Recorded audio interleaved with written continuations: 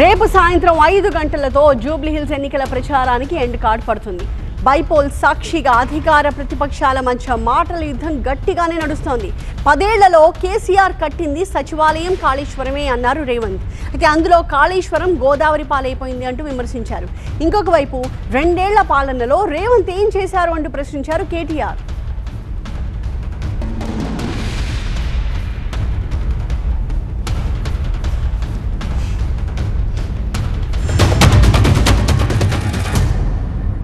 వాళ్ళు పదే చెప్పే కమాండ్ కంట్రోల్ రూమ్, సచివాలయం, ప్రగతి భవన్, కాళేశ్వరం ప్రారంభించి పూర్తి చేసినవి ఈ 4 చంద్రశేఖరరావు తెలంగాణ రాష్ట్రంలో 1,50,000 కోట్ల రూపాయల అంచనాలతో మొదలుపెట్టిన కాళేశ్వరం 1,02,000 కోట్ల రూపాయల బిల్లులు చెల్లించిండు కాంట్రాక్టర్లు. కాళేశ్వరం కట్టడం, కాళేశ్వరం కూడడం 3 సంవత్సరాలలో జరిగిపోయింది. ఉమ్మడి ఆంధ్రప్రదేశ్ సచివాలయాన్ని కూలగొట్టి 2,000 కోట్ల రూపాయలు ఖర్చు పెట్టి కట్టిన సచివాలయం కేవలం కొడుకు రాజకీయ భవిష్యత్తు కోసం వాస్తును సరిదిద్దడానికే కూలగొట్టి కొత్తది నిర్మించిండు.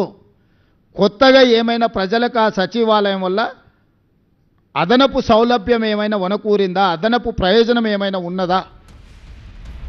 ప్రభుత్వంలో సచివాలయం కట్టడం వల్ల నూతనంగా ఏమైనా ఉద్యోగాలు వచ్చినాయా? మరి అధికారంలోకి వచ్చిన 2 ఏళ్లలో ఏం చేసినారయ్యా కాంగ్రెస్ ప్రభుత్వం అంటే, ఇవాళ మొత్తంగా చూస్తే హైదరాబాద్ని బర్బాద్ చేసి, హైదరాబాద్లోని వ్యాపారాలు దివాలా తీసే విధంగా చేసి, రియల్ ఎస్టేట్ను కుదేలు చేసి, 162 మంది ఆటో డ్రైవర్లు ఆత్మహత్యలు చేసుకునేటట్టు చేసి, 1000 గురుకుల పాఠశాలలు ఏవైతే కేసీఆర్ గారి టైంలో అద్భుతంగా కట్టినామో వాటిల్లో ఇవాళ పిల్లలకు సౌలత్ లేకుండా చేసి, 100 మంది పిల్లలు ఆత్మహత్య చేసుకునే విధంగా చేసి, 700 మంది రైతులు 700 రోజుల్లో రోజుకొకరు చొప్పున కాంగ్రెస్ ప్రభుత్వం వచ్చినాక ఇవాళ ఉరిబోసుకునే పరిస్థితి కాంగ్రెస్ వచ్చినాక వచ్చింది. కేటీఆర్ ఒక విష పురుగు అంటూ రేవంత్ తీవ్ర వ్యాఖ్యలు చేశారు. ఆయన హైదరాబాద్కు డ్రగ్ కల్చర్ తెచ్చారంటూ విమర్శించారు సీఎం. అయితే యుద్ధం చేయమని రేవంత్ చేతికి కత్తిస్తే ఆయన ప్రజల తలలే నరుకుతూ పోతున్నాడంటూ విమర్శించారు కేటీఆర్.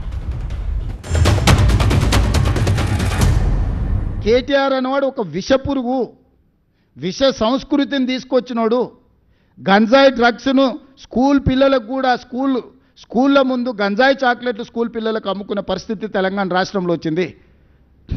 ఎయిర్పోర్ట్ పక్కనే, ఔటర్ రింగ్ రోడ్ పక్కనే డాక్టర్ ఆడపిల్లను అన్యాయంగా రేప్ మర్డర్, నిర్దాక్షిణ్యంగా రేప్ అండ్ మర్డర్. సింగరేణి కాలనీలో 6 సంవత్సరాల అమ్మాయిని గంజాయి మత్తులో చంపినరు. వాళ్ళ పరిపాలనలో ఇట్లాంటి దుర్మార్గాలు ఎన్ని జరిగినాయి?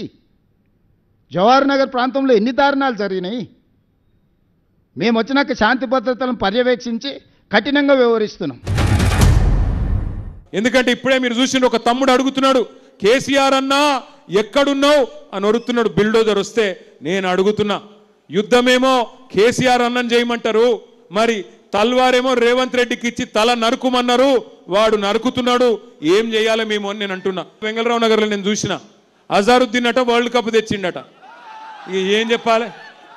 రేవంత్ రెడ్డి మాటలలో నిజాయితీ ఎంత ఉంటుంది అంటే నేతి బీరకాయల నెయ్యి ఎంత ఉంటుందో రేవంత్ రెడ్డి మాటలలో నిజాయితీ కూడా గట్లే ఉంటుంది. ఇస్తున్నావయ్యా ఏమంటున్నాడు? మొన్న మీ కాడికొచ్చి, మీరు నాకు ఓటేయకపోతే రేషన్ కార్డులు రద్దు చేస్తా, నువ్వు నాకు ఓటేయకపోతే తెల్ల సన్న బియ్యం రద్దు చేస్తా.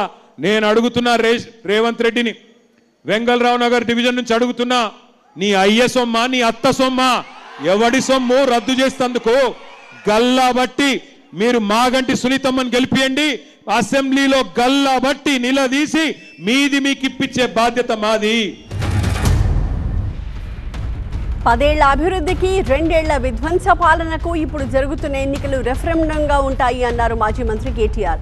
అయితే ప్రతి ఎన్నిక తమకు కీలకమే కానీ అది రెఫరెండంగా భావించట్లేదు అన్నారు రేవంత్. పని లేని వారే ఇలాంటి మాటలు మాట్లాడతారన్నారు సీఎం. ఈ పోటీ ఏదో ఆషామాషి పోటీ కాదు. ఈ ఎన్నిక 4 కోట్ల మంది తెలంగాణ ప్రజలు జూబ్లీహిల్స్ దిక్కే చూస్తున్నారు. 4 లక్షల మంది ఓటర్లు ఉన్నారు జూబ్లీహిల్స్ లో. మీ 4 లక్షల మందికి 4 కోట్ల మంది తరపున తీర్పునిచ్చే ఒక అవకాశం వచ్చింది. 10 ఏళ్ల అభివృద్ధికి 2 ఏళ్ల అరాచకానికి మధ్యన జరుగుతున్న పోటీ ఇది.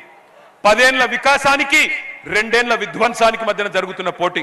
10 ఏళ్ల సంక్షేమానికి 2 ఏళ్ల సంక్షోభానికి మధ్యన జరుగుతున్న పోటీ ఈ పోటీలో తీర్పు చెప్పాల్సింది మీరు. ప్రతి ఎన్నిక మా ప్రభుత్వం యొక్క పనితనానికి పరీక్షనే. ప్రతి ఎన్నికల్లో వచ్చే ఫలితాలను గెలిచినా ఓడినా విశ్లేషించుకొని ఇంకా ఎట్లా బాగా పనిచేయాలి, పరిపాలన అందించాలి, పేదలకు సహాయం చేయాలనేదే మా ఆలోచన. పనికిమాలిన వాళ్ళు అప్పుడప్పుడు వచ్చేటోడు ఇట్లాంటి మాటలు మాట్లాడతాడు. సంక్రాంతి